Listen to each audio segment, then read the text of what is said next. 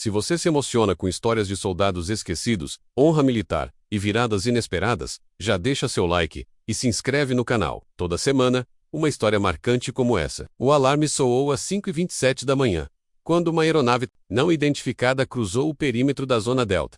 A Força de Defesa acionou o protocolo de interceptação de emergência. 2 helicópteros Apache A-64 foram enviados imediatamente, armados e prontos para combate. A aproximação da nave era silenciosa e determinada, sem respostas às tentativas de contato. No centro de comando, todos olhavam fixamente para as telas. O comandante Braga autorizou o uso de força, se necessário, mas ninguém ali imaginava quem estava naquela aeronave, e muito menos o que ela carregava no peito. No céu, o sol nascia timidamente, enquanto os 2 Apaches alcançavam o alvo. A piloto da aeronave continuava em silêncio, apenas ajustando os controles com precisão. Seu nome era Tenente Coronel Laura Mendes, uma veterana dada como desaparecida há 15 anos. Vestia um uniforme antigo, sem insígnias modernas, mas no centro do peito exibia algo impossível de ignorar. Era um broche dourado, com uma cruz sobre uma serpente e asas abertas, o símbolo da unidade Falcão de Aço. A unidade fora extinta após uma missão secreta nas Cordilheiras do Norte, onde quase ninguém voltou. Os Apaches pairaram ao lado da nave, prontos para bloquear qualquer manobra, mas ao verem o símbolo no peito dela, os 2 pilotos hesitaram. O símbolo ativou memórias que nenhum deles pensava reviver. A unidade Falcão de Aço não era apenas um grupo tático. Era lenda entre os mais antigos. Dizia-se que seus membros eram enviados apenas quando não havia mais esperança, e que todos os seus símbolos haviam sido destruídos quando o governo desativou a unidade. Ver aquele broche, dourado, limpo, relucente, era como ver uma relíquia viva. O mais jovem dos pilotos, Tenente Rubens, comunicou pelo rádio: "Comando, solicito confirmação visual do símbolo." No centro de controle, um silêncio tomou conta da sala. O comandante Braga congelou ao ouvir a descrição. Braga Kenichi, aquele símbolo mais do que qualquer outro, Laura Mendes, havia sido sua superior, anos antes, na missão que mudou sua vida. Ela o resgatou quando ele foi deixado para morrer em território inimigo, e oficialmente, ela nunca retornou. Ver seu nome nos radares e seu símbolo no peito era como ver um fantasma. Braga ordenou imediatamente que os Apaches recuassem para a formação de escolta. "Ela não é inimiga.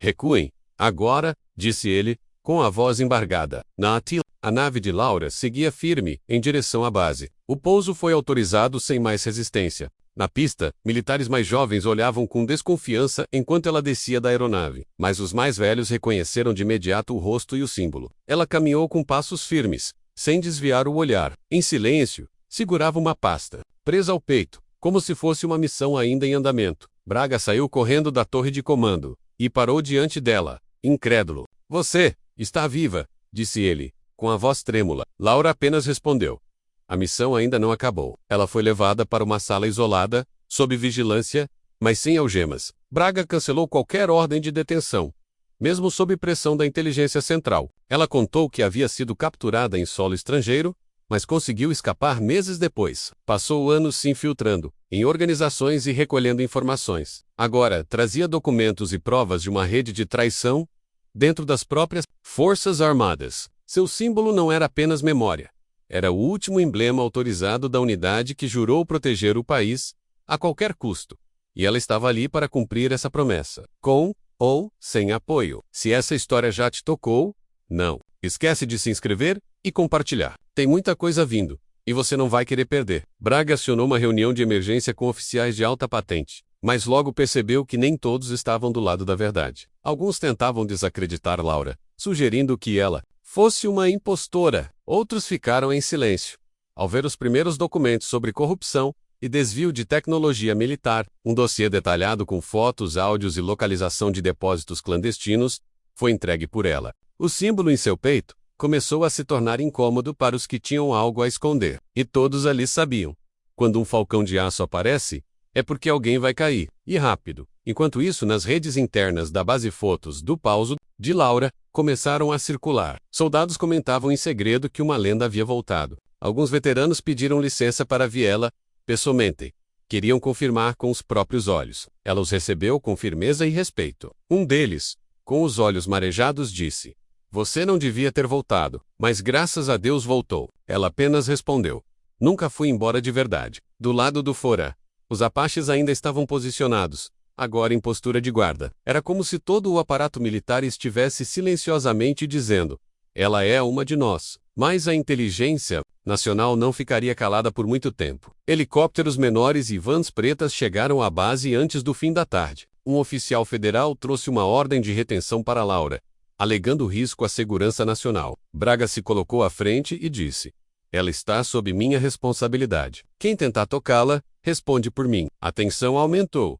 Mas os documentos que ela carregava começavam a circular entre pessoas certas. Um senador aliado de Braga já havia recebido parte do material e ameaçava tornar tudo público, caso algo acontecesse com ela. Laura observava tudo com calma. Menos ela sabia que aquele símbolo no peito ainda tinha poder. Na sala de comando, Braga olhou fixamente para o símbolo no peito de Laura e disse: esse brasão é mais do que história. Ele é a lembrança de que ainda existe gente honrada entre nós. Ela assentiu, sem dizer nada. O símbolo em forma de cruz, serpente e asas, parecia irradiar mais que dourado. Irradiava a verdade. Do lado do fora, soldados se alinhavam silenciosamente ao redor do hangar. Não foi preciso convocar ninguém. Eles apenas vieram, e naquele dia, o símbolo de uma mulher valeu mais que toda uma patente. Mas a guerra real ainda não havia começado. O clima na base se dividia entre tensão e reverência. Enquanto alguns seguiam ordens para questionar Laura, outros permaneciam firmes ao seu redor, em sinal de respeito. O símbolo no peito dela representava mais do que uma unidade. Representava tudo que havia de íntegro na carreira militar. Na sala de reuniões, o dossiê começou a ser destrinchado ponto por ponto. Braga apresentava, com firmeza, cada nome envolvido em desvios e traições. Vídeos mostravam reuniões secretas com empresários armamentistas e até acordos com forças estrangeiras. Muitos dos presentes começaram a trocar olhares nervosos. Alguns, discretamente, deixaram a sala. Enquanto isso, Laura usava um terminal, antigo para acessar registros esquecidos da unidade Falcão de Aço. Ela cruzava dados da missão final menos a que todos pensavam ter sido um fracasso. Ali estavam as coordenadas de uma base secreta usada como depósito de armamentos desviados. A localização batia com imagens de satélite recentes, que mostravam movimentação incomum na região. Braga autorizou, sem hesitar, uma equipe especial para ir até o local. Mas antes que pudessem se preparar, o sistema da base sofreu um ataque digital. As telas piscaram. Os sensores falharam menos. Alguém tentava apagar o passado de Laura mais uma vez, mas era tarde. Ela já tinha tudo salvo em dispositivos pessoais criptografados. A tentativa de silenciamento provou que as informações eram legítimas. Laura decidiu enviar parte dos arquivos para um jornalista militar ex-colega da Falcão do Aço. Ele era conhecido por sua ética e coragem menos, e já esperava algo assim há anos. Enquanto o material começava a vazar de forma estratégica, Laura recebia um pedido de encontro. Era do general Alcântara, antigo comandante que havia assinado sua exclusão oficial do exército. O homem queria vê-la pessoalmente, antes que fosse tarde demais. Braga aconselhou a não ir, mas ela decidiu encarar. O encontro foi marcado em uma ala isolada do comando central. Laura chegou sozinha, sem armas, menos apenas com o símbolo no peito. Alcântara a recebeu com um olhar abatido, diferente do que ela lembrava. Você não devia ter voltado, ele disse. Mas talvez seja isso que o país precisava. Laura não respondeu de imediato, apenas observava. Ele então entregou a ela um envelope com registros não oficiais da missão que foi dada como morta. Ali constava que ela havia sido traída por membros internos. E o mais assustador, Braga não sabia, mas seu nome estava entre os supostos envolvidos. Laura retornou à base, sem comentar o conteúdo com ninguém. Sabia que tinha que checar tudo. Antes de tomar qualquer decisão, confrontar Braga seria arriscado. Ela ainda não sabia se podia confiar plenamente nele. Enquanto isso, drones começaram a sobrevoar a base, mas sem identificar origem. As forças paralelas se preparavam para um ataque disfarçado de retaliação. Laura ativou o protocolo de emergência da antiga unidade, convocando qualquer membro. Sobrevive era um sinal que ninguém usava há mais de uma década. Mas em menos de 12 horas, 3 veteranos apareceram na base. A Falcão de Aço estava de pé novamente. Os 3 chegaram com olhos cansados, mas cheios de propósito. Trouxeram mapas, equipamentos e memórias que reforçavam tudo que Laura já havia reunido. Juntos, refizeram toda a linha cronológica da traição sofrida por ela e descobriram que Braga havia realmente assinado ordens suspeitas, menos mais sob coerção. Ele recebera ameaças à família e foi obrigado a declarar a perda da unidade. Laura, aliviada, o confrontou. Braga se emocionou. Ao ouvir a verdade sair da boca dela, Eu nunca deixei de acreditar que você estava viva, disse ele. Mas eles me silenciaram. A reconciliação fortaleceu ainda mais a nova aliança, com a unidade reconstituída e a verdade clara.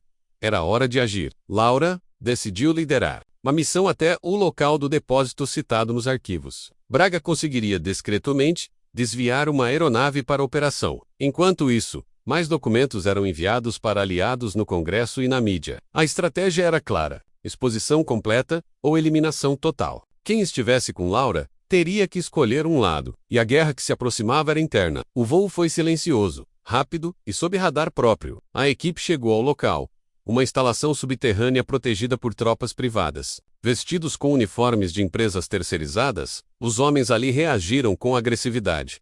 Mas Laura já havia previsto isso. Com armas NAO, LET e táticas de infiltração, a equipe tomou o local em minutos. Dentro, encontraram armamentos desviados, arquivos secretos e equipamentos de rastreamento ilegal.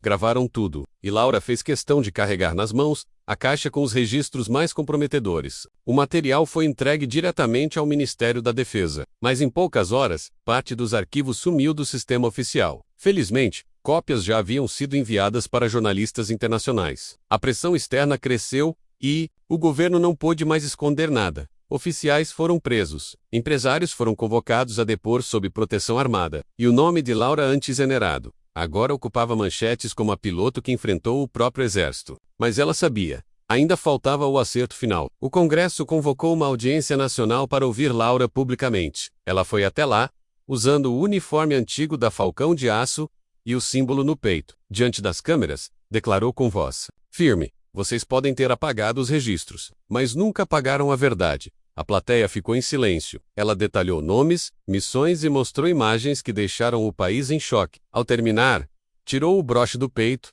e o colocou sobre a mesa do plenário. O símbolo cumpriu seu papel. Agora, o país precisa fazer o mesmo.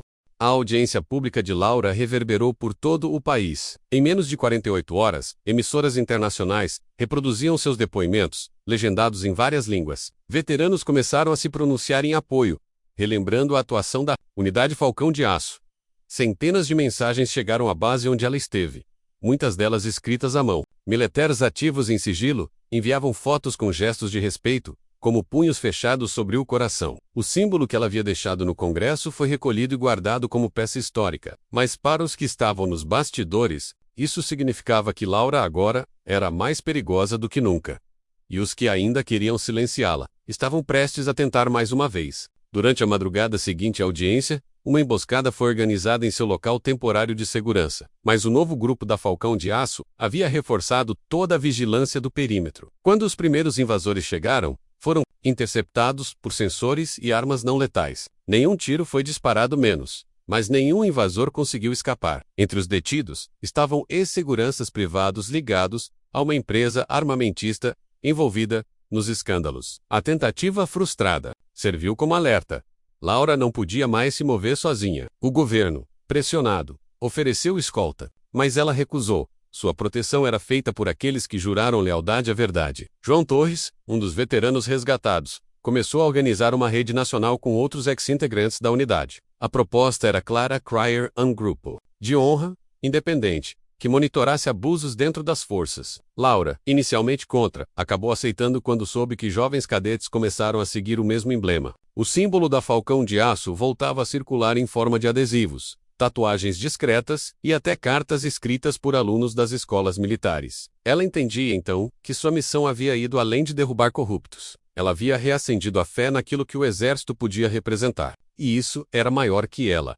Muito maior. No entanto, o sistema ainda resistia. Um processo sigiloso foi iniciado para tentar acusá-la de vazamento de informações confidenciais. Mesmo com a comoção pública, as engrenagens internas do poder agiam sorrateiramente. Laura foi convocada a depor formalmente, com a chance de ser detida novamente. Mas dessa vez, ela não foi sozinha. Ao chegar ao tribunal militar, veteranos da Falcão a acompanharam em silêncio, cada um com o mesmo símbolo no peito. Lado de fora, uma multidão aguardava em silêncio, menos com cartazes que diziam: se ela cair, todos nós caímos. A boca da justiça agora pendia sob olhos atentos demais para serem ignorados. Durante a audiência, Laura foi confrontada por advogados do Estado. Eles tentaram deturpar suas ações, questionar sua lealdade, sua sanidade, até mesmo sua identidade. Mas ela respondeu com firmeza, mostrando registros oficiais, datas, provas visuais. Apresentou testemunhos de soldados resgatados por ela anos antes.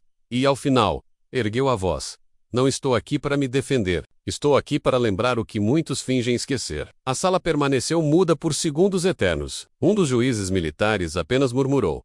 O símbolo nunca deixou de significar algo. A senhorita nos lembrou disso. A sentença veio no mesmo dia. Mas as ações da opinião pública começaram a pesar. Programas de rádio, jornais impressos e podcasts debatiam o impacto do caso. A palavra Falcão voltou a circular como sinônimo de honra, resistência e justiça. Grupos de cadetes organizaram pequenas homenagens discretas a veteranos esquecidos. E Laura, embora afastada do centro de tudo, observava de longe o despertar de uma geração. Ela passou a morar em uma casa simples, nos arredores de uma cidade do interior, mas sua presença era como vento de montanha, silenciosa, firme e impossível. Anos depois, o processo contra ela foi oficialmente arquivado. Sem provas de má conduta, e com apoio popular crescente, nenhuma acusação pôde se manter de pé. O Ministério da Defesa reconheceu erros graves em registros antigos e reabilitou o nome de Laura Mendes, mas ela recusou qualquer promoção, medalha ou cargo de fachada. Não lutei por um crachá, lutei por quem ainda acredita. Seu nome foi incluído em um memorial virtual aos heróis não reconhecidos, e o símbolo da Falcão de Aço passou a ser estudado em academias militares. Ela, no entanto, nunca voltou à capital. Na cidade onde se refugiou, Laura dava aulas discretas de tática e ética para jovens aspirantes. Era ouvida com respeito, mas raramente falava de seu passado. Somente quando alguém perguntava pelo emblema guardado em sua estante, ela dizia: "Esse foi meu escudo, mas o verdadeiro está dentro de vocês." Às vezes, recebia visitas de antigos colegas, agora já velhos, mas com os olhos ainda acesos. Tomavam café em silêncio, lembrando os que se foram, e sabiam que, enquanto o símbolo fosse lembrado, a queda deles não teria sido em vão. Laura sorria pouco, mas quando o fazia, era sempre ao olhar para o horizonte. Uma manhã, um helicóptero militar pousou perto da cidade. 2 jovens soldados desceram e procuraram por ela. Ao encontrá-la, bateram continência e disseram: "Estamos criando uma nova unidade. Baseada na Falcão de Aço, o comando gostaria de sua bênção." Ela olhou nos olhos deles, em silêncio, depois caminhou até uma caixa antiga e retirou um segundo emblema dourado, idêntico ao seu. Isso não é só metal. É escolha, é sacrifício. E ao entregá-lo aos recrutas, selou o renascimento de algo maior que ela mesma. No topo da nova base, construída com apoio dos veteranos, há uma escultura simples. Uma mulher de costas, olhando o céu, com o emblema no peito. Sem nome, sem data. Apenas a frase. Quando o dever é maior que a ordem, o símbolo fala mais alto que o comando. Laura Mendes nunca mais apareceu publicamente. Mas quem esteve na guerra sabia. Ela não desapareceu. Ela apenas foi para onde heróis verdadeiros descansam. E enquanto existir alguém que vista a farda com honra, símbolo em seu peito, ainda mudará tudo.